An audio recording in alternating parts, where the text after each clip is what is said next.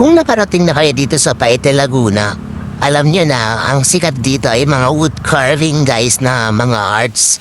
So yun. Pero meron pang dinarayo dito maliban sa mga wood carvings nila dito ng mga arts. Ito rin ito, yung tinatawag nating Twin Falls. Pinutan ko itong Twin Falls noong nakaraang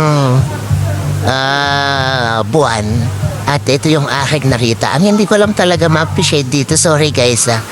Personal opinion ko lang naman yon kasi natural wonders ang mga falls para sa akin. Pero dito ay nilagyan na nila ng swimming pool.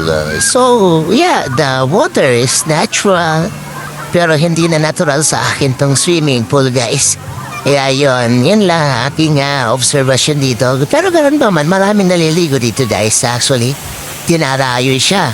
Every now and then, whatever yung time nila, especially yung mga malalapit, pinupuntahan nila talaga ito para baligo.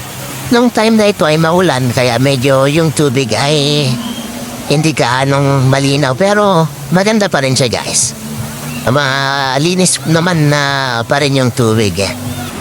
Tara guys, puntahan natin itong Twin Falls ng Paete, Laguna. Masaya dito guys, promise.